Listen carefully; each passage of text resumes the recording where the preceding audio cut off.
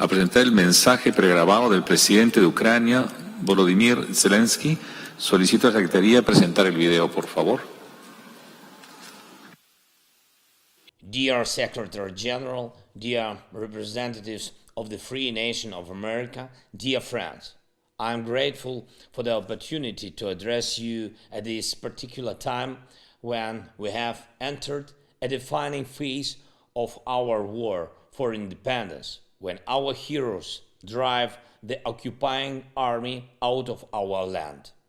Russia sent this army to our country to turn us into their colony, as it was, unfortunately, before in the time of empires.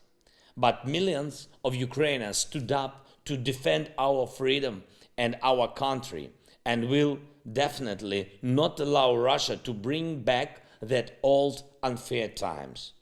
We have no doubts about winning this war and our ability to protect the independence of Ukraine. Daily victories at the front and dozens of liberated Ukrainian cities and villages prove it. There is only one question for us right now: how many of our people Russia will manage to kill before it admits a defeat? How much more will Russia manage to steal from Ukraine? Grain, resources, industrial enterprises, which the occupiers simply disassemble and take out to Russia, as well as people. They are stealing people. More than 1,600,000 of Ukrainians were forcibly deported to Russia. They are dispersed across the territory of this state, scattered throughout remote Russian regions. Many of them and their documents taken away. And many of them passed through terrible Russian filtration camps where they were abused and intimidated. These are people, but for Russia, it's also a resource. We are doing everything to free our land as soon as possible, to save all our people from this invasion as fast as we can. We are doing everything to put an end to the long list of Ukrainian victims that Russia is creating. This is the reason I'm addressing you. We need your support to bring back peace faster for our people. I will be honest.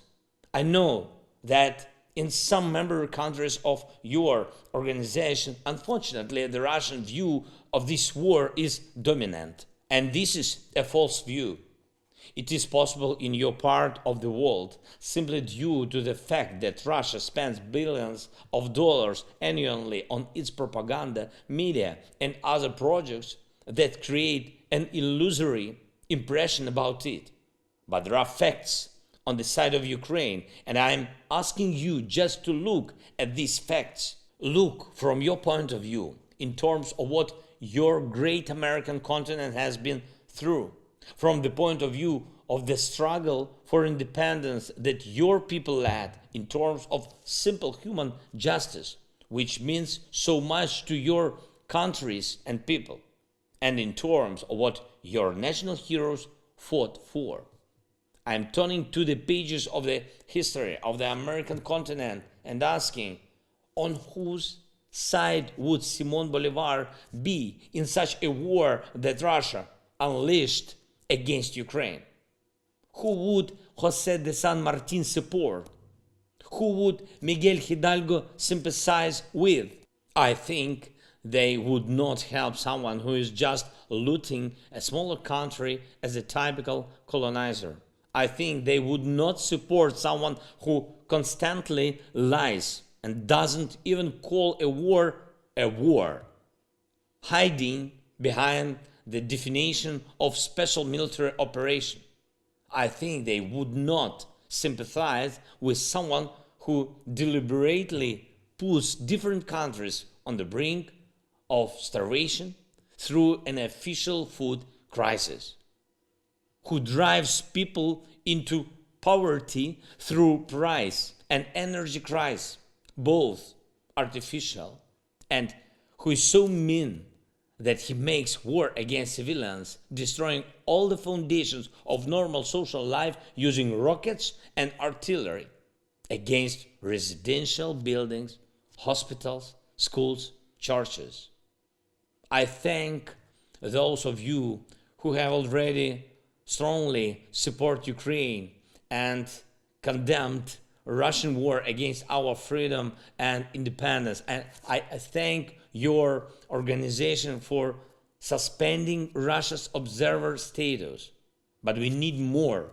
We need more for the sake of peace and for the Russian army to leave all captured Ukrainian land. So I'm asking you to support us on several levels. The first level, international organizations, particularly the UN General Assembly. Please support us in voting to condemn Russia's aggressive policy.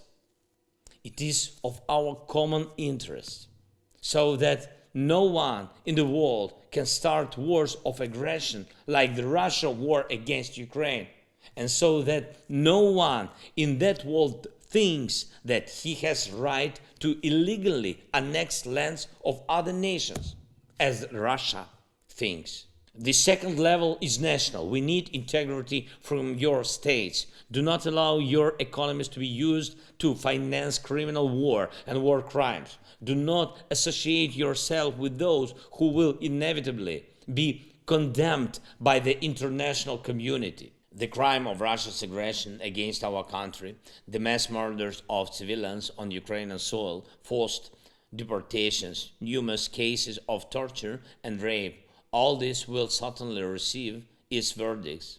Please avoid your companies and countries to be connected with those individuals and legal entities in Russia through which it carries out its terror against Ukraine. Support sanctions against Russia. Limit your trade operations with Russia.